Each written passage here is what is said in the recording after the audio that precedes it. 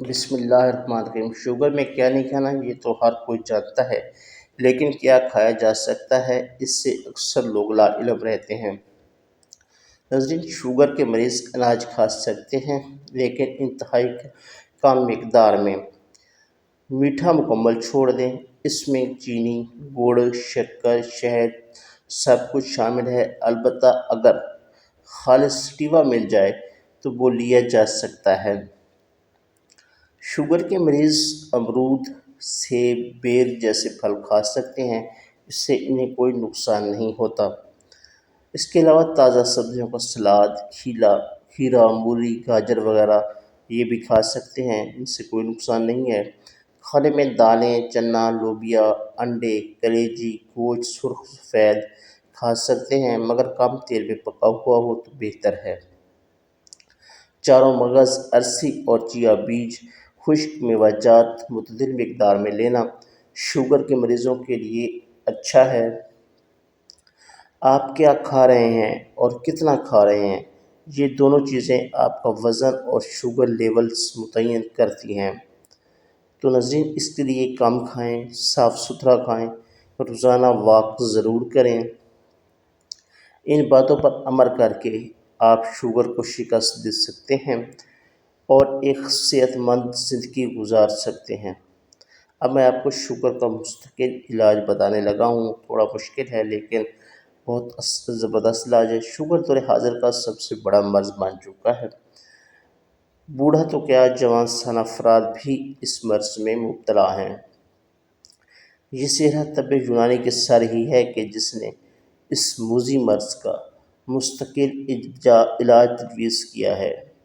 یہ نسخہ ہم اپنے استاد محترم جناب حسب اللہ خان صاحب کا ہے، جسے درجن سے زائد سینئر حکماء نے 100% درست تصور کیا ہے، اور پھر مزید 3 لوگوں پہ میں نے خود آزمایا گیا ہے۔ اللہ کے فضل و کرم سے آج تینوں ہی شفا یاب ہیں، اب اپنی نارمل زندگی بسر کر رہے ہیں۔ اور ان مریضوں پہ آزمایا گیا جنہیں گزشتہ کم از کم 6 سال سے زیادہ عرصہ سے شوگر کی بیماری تھی، یعنی کہ پرانے شوگر کے مریض تھے۔ میں نے اسے بڑی تسلی اور بھرپور محنت سے تیار کیا، آپ بھی نوٹ کر لیں اور اس کو خود تیار کریں۔ نسخہ جی: 1 کلو درے صدف لیں اور اس کو اچھی طرح صاف کریں۔ 1 کلو صدف میں 3 کلو پانی ڈالیں، پھر کسی لوہے کی کڑھائی میں اور اس میں کوئی تیزاب 120 ml ڈال کر کڑھائی کو آگ پر رکھیں۔ جب پانی گرم ہو جائے تو اتار کر ٹھنڈا کر لیں۔ اب اس کو کسی نوک دار یا برش کی مدد سے اس کو اچھی طرح صاف کریں، کیونکہ یہ کڑھائی کے ساتھ چپک جائے گی۔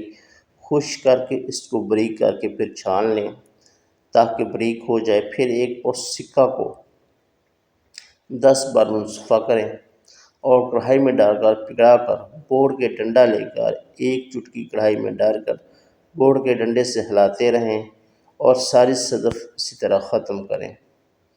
پھر اسی ڈنڈے سے ساری صدف کو اکٹھا کر کے اس پر کوئی برتن جس میں ساری دوا نیچے چھپ جائے اور آگ کو تیز کر دیں۔ 1 گھنٹے کے بعد آپ چولہا بند کر دیں۔ ٹھنڈا ہونے پر اس کو کھرل میں ڈال کر اچھی طرح رگڑیں۔ پھر کپڑ چھان کر کے اس میں 1.5 کلو بکن بوٹی کا پانی مقطر کر کے تھوڑا تھوڑا ڈال کر کھرل کریں۔ جب خشک ہونے لگے تو اس کی ٹکیاں بنا کر ایک مٹی کی ڈولی میں بند کر کے گل حکمت کر کے 10 کلو کی آگ دے دیں۔ ٹھنڈا ہونے پر نکال لیں۔ پھر تخم دھتورا سیاہ، جسے تخم جوز ماصل بھی کہتے ہیں، 120 گرام کو صاف پانی سے خشک کریں اور خشک کر کے دیسی گھی ہاتھ پر لگا کر ہلکا سا چرب کریں اور باریک پیس کر اخبار پر ڈال کر دھوپ میں 1 دن رکھیں۔ پھر گڑ مار بوٹی اچھی نمبر 1 لے کر صاف کریں۔ صاف کرنے کے بعد صرف پتے لیں۔ 120 گرام باریک کر کے ہر ایک کو اچھی طرح ملا لیں۔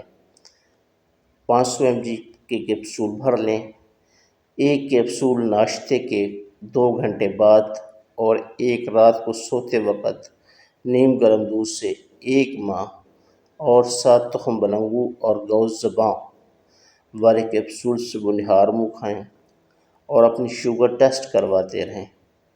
شوگر کم ہو تو چینی یا چینی سے بنی ہوئی کوئی چیز نہیں کھانی، گڑ، شکر یا میٹھا فروٹ استعمال کریں۔ اگر کسی کی شوگر 1 ماہ میں ٹھیک نہیں ہوتی تو کچھ دن اور استعمال کروا دیں۔ جن کا لبلبہ 5% بھی کام کر رہا ہوگا، انشاءاللہ ان کا لبلبہ 100% کام کرے گا۔ خود تیار نہیں کر سکتے تو کسی قابل حکیم یا پنساری سے تیار کروا لیں، کیونکہ تھوڑا مشکل ہے، اس لیے آپ نے کمنٹس میں پوچھنا تھا تو میں نے بتا دیا۔ وہ آپ سے کچھ پیسے لے کر آپ کو نسخہ تیار کر دے گا۔ انشاءاللہ شوگر کے لیے زبردست چیز ہے، جو بھی بنائے گا انشاءاللہ ساری زندگی دعا دے گا۔ ہر قسم کی دواؤں سے جان چھوٹ جائے گی اور شوگر سے صحتیابی مل جائے گی۔ تھوڑا مشکل ہے، اس لیے آپ نے کسی سے تھوڑے پیسے دے کر تیار کروا لینے ہیں تاکہ اس میں کوئی غلطی نہ رہے۔ تو ناظرین، تھینکس فار واچنگ، اللہ حافظ۔